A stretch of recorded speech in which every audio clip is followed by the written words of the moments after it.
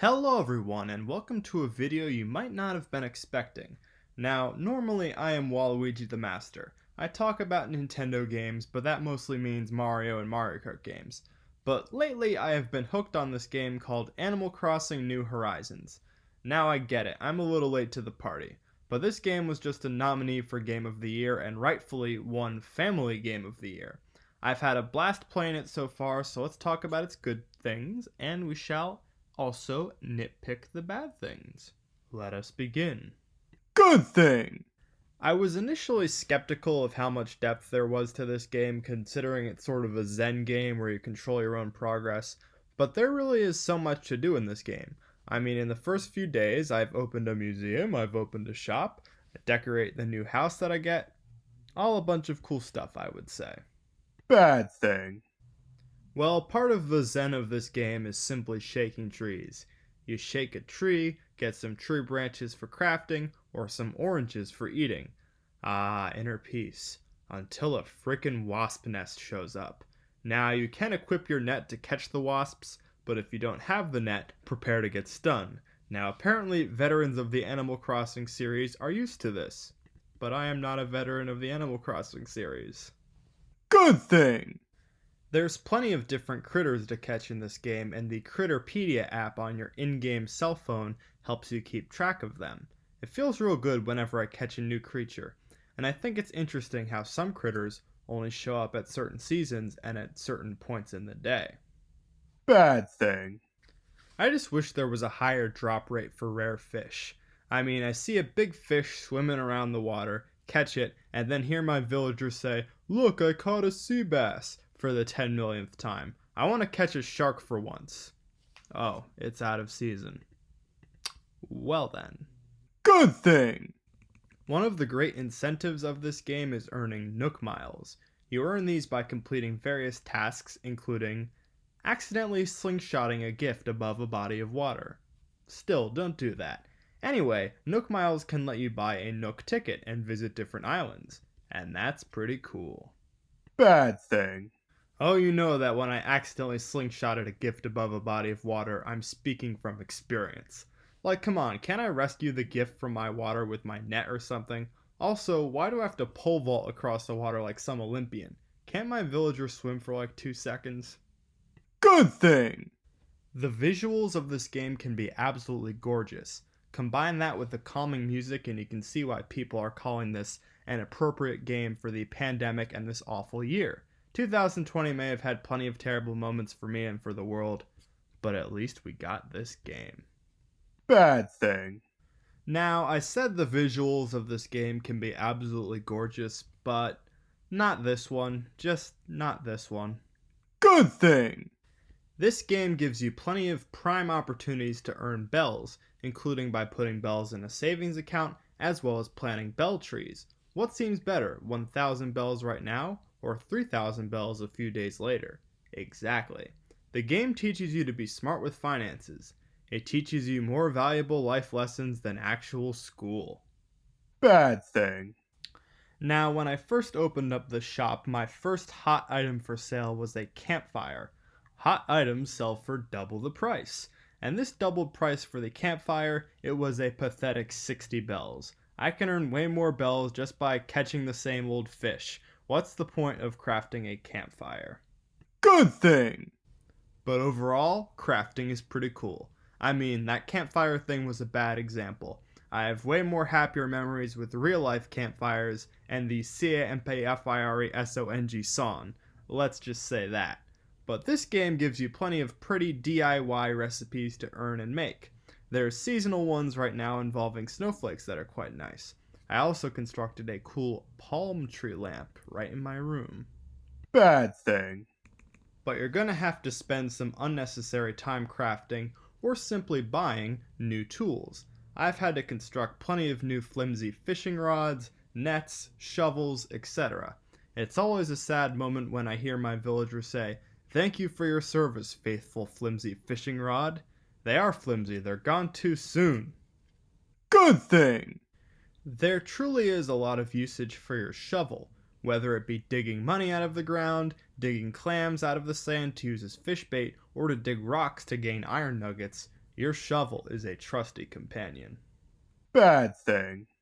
Despite how much there is to explore on the island, I can be greedy. Why is there only one island per Switch? After all, my brother started playing this game before me, and now I have his island name and the name of his character. And no, you cannot change your island name. Off-topic thing. Next Tuesday from 7 to 8 p.m. Eastern Standard Time, I will be hosting my final Christmas radio show. It's going to be December 22nd, and here's the link. I'll also leave it in the description. If you can make it, you won't want to miss it. I'm playing lots of cool Christmas tunes. Good thing. I just love Blathers and his museum. His advanced vocabulary reminds me of Stewie from Family Guy. And with a name like Blathers, I wouldn't be surprised if this owl had an upper-class British accent if he spoke English. Whenever I donate to his museum, I always ask about fun animal facts. You learn something new every day. Bad thing. A lot of the other islanders have rather bland dialogue, though. It feels like the only point of talking to them is to possibly earn Nook Miles. Jaden Animations talked about this in her video about Animal Crossing. Evidently, the series used to have much sassier dialogue. I would have been okay with that. Good thing. Evidently, there's ways of earning a crap ton of bells in this game. Yes, I've done some YouTube research. One of those ways is to visit Tarantula Island, as scooping up all the tarantulas with your net will earn you a lot of bells when you sell them later. And of course, you can freak out Blathers with the tarantula when you donate it to the museum. Bad thing. Well, I've yet to get to Tarantula Island though, because the islands you visit are randomly generated. As I said earlier, you can visit an island when you have 2,000 Nook Miles, but those are hard earned, and Tarantula Island is said to be a rare place. Good thing. When I said this was the perfect game for the pandemic, I wasn't kidding. This game is so popular that it has held funerals, weddings, and graduations. So if there's a global pandemic when I die, I hope my descendants stumble upon this video, because Grandpa Waluigi wants an Animal Crossing funeral. Bad thing. Except I haven't participated in any of this grand socializing. I haven't had a literal date via Animal Crossing like some have, cause you know, I don't have many friends. That's more my fault, not the game's fault. But hey, I'll put my friend code in the description if you haven't friended me, and I'll also put my one-time Dodo code here if you want to be in a lobby with me. I'll be there later tonight around 8 p.m. Eastern Time. Good thing. Speaking of the dodos, they are quite interesting folks. They tell you stuff like, don't do anything a dodo wouldn't do, and I think to myself, what do you mean, aren't dodos extinct? But anyway, I especially love the dodo named Wilbur, who is your pilot. He spouts jibber jabber just like every other character, but he has a very pilot-y sounding voice, if that makes any sense. Bad thing. I was just mentioning online multiplayer and how I haven't really done it yet, but I haven't bothered with local multiplayer either. Everyone stays on the same island locally, which I feel doesn't really add anything to the game. I'd imagine everyone would just annoy each other. Good thing. Tom Nook is my guy. I lease my house from him, and he never bothers me about payments, like ever. I mean, I still make payments on the house, but there hasn't been anything like due dates.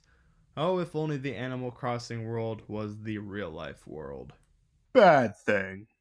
Timmy and Tommy, they aren't my guys as much, as they have particularly pipsqueaky voices which kinda annoy me.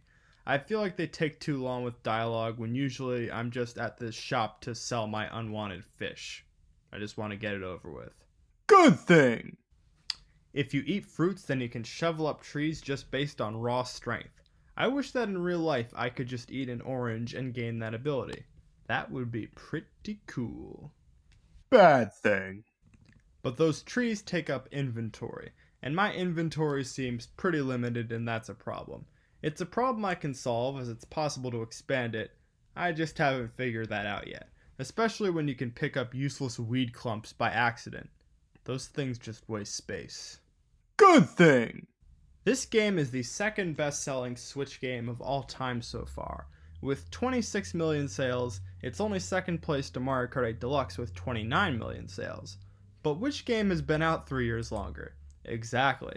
The fact that Animal Crossing is outpacing the massively popular and iconic Mario series is a testament to how truly great this game is. Bad thing. It still has 56 million copies to catch up to Wii Sports, though. Okay, that literally has to be the nitpickiest bad thing I've ever said. Shame on me. Overall, I've had a great time playing this game the past week. I invite anyone who wants to join me in a lobby to join me at 8 p.m. Eastern Time tonight, and again, the code is right here, 7KYQ8. I might even do a YouTube live stream while that's going on. I'll let you know in a YouTube community post if anything changes regarding that.